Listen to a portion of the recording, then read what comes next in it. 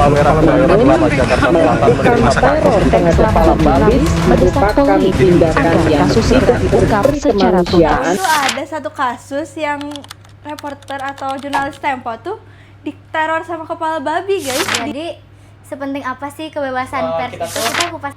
Kalau nggak ada pers itu tuh bisa bahaya gitu, dan itu tuh sangat berlawanan dengan Undang-Undang Dasar, tepatnya di pasal 28F. Jadi yang abis dia tuh kemerdekaan persnya langsung jadi bebas gitu gak sih? Jadi si tanggung jawab itu kayak iming-iming doang buat yang nggak sejalan sama pemerintah tuh bakalan dibatasin gitu loh. Demokrasi tanpa kesadaran kritis tuh bisa chaos juga ke kitanya loh.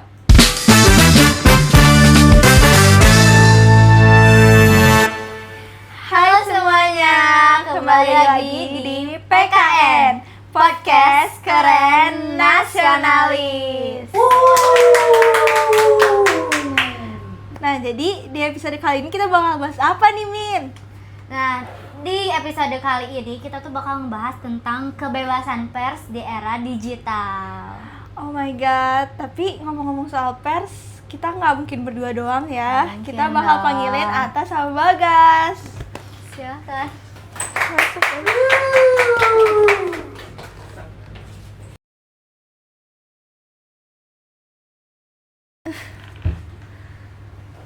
Oke. Halo semuanya, perkenalkan aku Atta Rifa. Terus kenalin aku Bagas Hendra. Kamu nggak jelasin dari mananya? Oh, aku mahasiswa Oxford ya. Saya sebagai mahasiswa calon sarjana. Ya.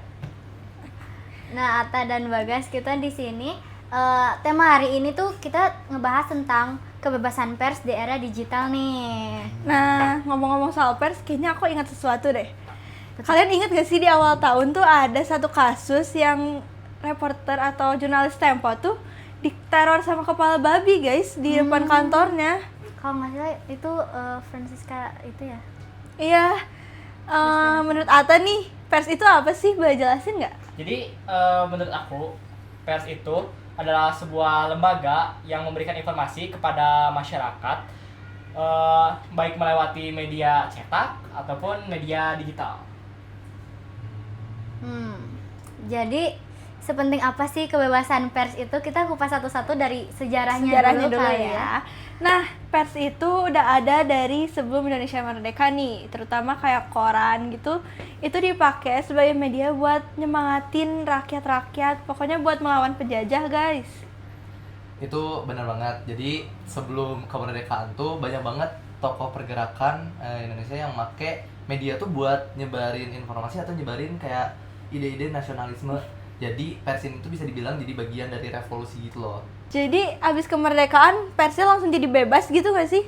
Sayangnya enggak sih. Pers pada saat itu tuh lebih sering berhadapan dengan kekuasaan. Contohnya pada era Soekarno. Pada saat itu ada ketetapan Presiden nomor 4 tahun 1963 yang dia tuh setiap ada sesuatu yang disebarkan itu tuh harus memiliki izin, dan juga dia tuh tidak boleh berlawanan arah politik dengan pemerintah gitu. Jadi kayak ada sensor gitu ya. Ya bisa dibilang gitu. Jadi kalau ada sesuatu yang mengganggu bisa langsung di take down gitu. Kalau di masa Orde Baru gimana? Apa lebih bebas lagi? Sebenarnya kayak malah makin ketat gitu karena pemerintah tuh pernah ngasih tahu kalau kebebasan pers tuh harus tanggung jawab. Tapi dalam praktiknya tuh kayak banyak media yang beredel gitu loh. Kayak contoh Tempo, terus editor, terus ada juga Detik ya. Detik, betul banget. Jadi si tanggung jawab itu kayak iming-iming doang buat yang nggak sejalan sama pemerintah tuh bakalan dibatasin gitu loh. Oh, jadi kebebasan pers tuh kayak maju mundur gitu ya. Kadang dibuka, kadang dibatasin lagi. Ya, titik baliknya itu pada tahun 1998, tepatnya pada kejatuhan Orde Baru. Nah, di situ tuh dibuatlah undang-undang yang mengatur soal jurnalistik itu untuk untuk menjamin kebebasan pers itu sendiri gitu. Dan ya sampai sekarang undang-undang itu masih berlaku gitu. Jadi kebebasan pers di Indonesia ini benar-benar naik turunnya kayak roller coaster, antara dibebasin, dikasih kebebasan gitu, atau enggak bahkan ada yang dibatasin sama pemerintahnya juga. Iya, dan menarik banget gitu ya ngelihat gimana perjuangan mereka kayak wartawan dan media tuh mempertahankan kebebasan mereka hingga akhirnya diakui hukum sampai sekarang. Keren banget sih. Nah, ini teh kayak ini paradoksnya di era keterbukaan informasi.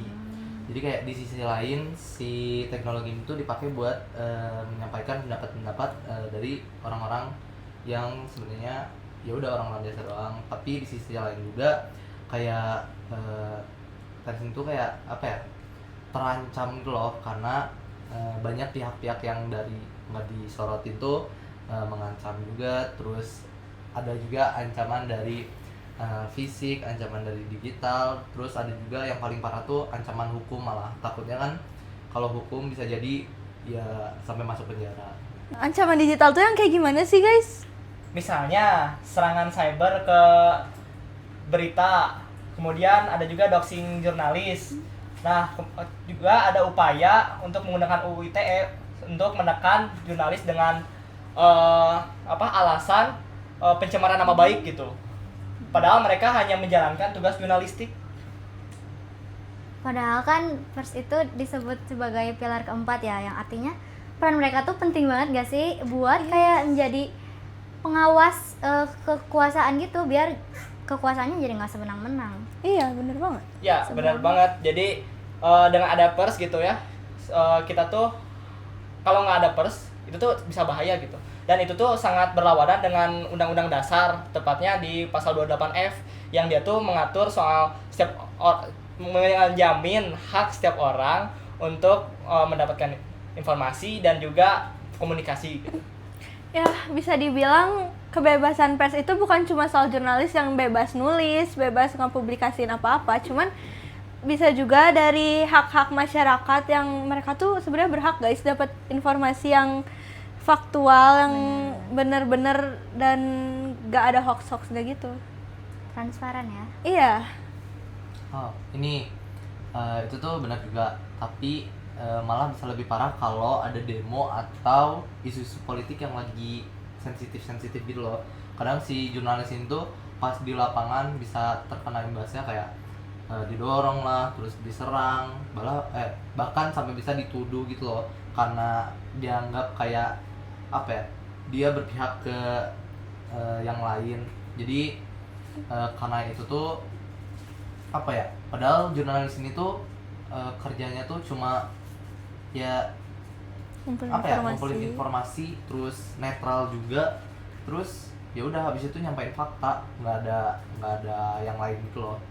Berarti ini bukan cuman kayak tentang keamanan jurnalis ya, tapi juga tentang gimana masyarakat terus aparat juga bisa menghargai jurnalis ini dalam demokrasi ya. Yes, jadi kalau kita bicara soal demokrasi itu, jadi bagaimana kita juga menghargai orang lain dalam berpendapat gitu, kebebasan berpendapat itu sendiri selama bertanggung jawab dan beretika. Di sini pentingnya kesadaran kritis, apalagi buat kita nih. Kita harus tahu mana kritik yang membangun dan mana yang cuma ujaran kebencian. Karena demokrasi tanpa kesadaran kritis tuh bisa chaos juga ke kitanya loh. Bener banget. Terus kalau dibiarin gini terus bakalan kacau sih. Nah, itu dia pentingnya sikap demokratis. Kita harus menyikapi semua isu dengan kepala dingin. Pokoknya jangan sampai kebawa emosi. Kita juga harus berani berpikir sendiri, guys. Ya, jadi karena apa ya, kan kita masyarakat demokratis, banyak orang yang bisa punya hak suara lah, mereka dapat berpendapat, terus bisa nyampaikan pendapatnya juga. Nah, tapi di sisi lain kita juga harus punya tanggung jawab untuk menghargai pendapat orang lain juga begitu. Ya, setuju sih. Jadi etika dalam kebebasan berpendapat itu penting banget gitu. Jadi jangan sampai kebebasan berpendapat kita itu melanggar hak orang lain gitu. Iya, jadi kalau mau dibilang yang benar-benar demokratis, kita tuh harus kritis, beretika, tapi kita juga harus memegang prinsip-prinsip konstitusional, guys. Oh iya, jadi sikap ini tuh kayak demokrasi jadinya apa ya? Nggak cuma bebas tanpa arah gitu, jadi ada arahnya gitu karena prinsip konstitusional. konstitusional tadi. Jadi ada arahnya gitu loh. Pers ini penting banget. Jadi dia tuh bisa membuat masyarakat masih berpikir jernih gitu dengan menyajikan informasi yang faktual tentunya. Nah, kita udah nyinggung semua soal pers, dan kalian masih ingat gak sih tadi aku sempat nyinggung soal kasus yang mana jurnalis Tempo dikirimin kepala babi. Menurut kalian itu gimana sih? Apakah itu merupakan suatu ancaman bagi kebebasan pers atau gimana? Mau jawab? Silakan. Oh, jadi seperti yang tadi aku udah bilang, kan di sisi lain yang teknologi ini bisa nyampai pendapat, di sisi lain juga ada yang mengancam. Contohnya yang seperti ini. Jadi kayak jurnalis dari Tempo. Ya, dikirimin kepala babi kan, yang udah dipenggal sama tikus-tikus yang berjejeran. Itu tuh kayak apa ya? Ancaman secara nggak langsung gitu loh dari orang yang nggak diketahui. Jadi ya rada bahaya juga kayak gitu. Ya, jadi aku tambahin aja. Jadi ya itu bisa bikin kayak seluruh dunia pers, bukan Tempo doang gitu ya, bahkan merasa terancam gitu, kayak mereka takut kejadian juga gitu kayak yang di Tempo, bahkan takutnya bukan dikirimin hewan lagi, siapa tahu orang takut dong jadinya. Iya, Karena jadinya- kita nggak tahu kan apa maksudnya. Iya, betul banget. jadi bikin pikiran kemana-mana gitu. Jadi kebatasin, jadi nggak bisa yang ngasih apa-apa karena udah ada Takut. ancaman tadi, takut gitu loh. Gitu. Ya. Cukup sih ya kayaknya. Min. Seru banget ya hari ini. Oh my Iya, asik Yes. banget. God. Terima kasih buat Bagas dan Ata mau nemenin kita diskusi hari ini. Yes, terima kasih banyak buat kalian, apalagi nih mahasiswa Oxford. Ya, abis ini aku Pergi lagi kan ya? berapa ya? Iya, udah Sibuk banget. Enggak, bukan dosen, dan nungguin flight. Bentar Oh lagi my flight. god, siap, Harus sibuk cepet-cepet. banget. Oke, segitu. Semoga yang kita sampaikan hari ini bisa bermanfaat buat kita dan kalian juga yang nonton. Sekian dari kami. Sampai jumpa. jumpa.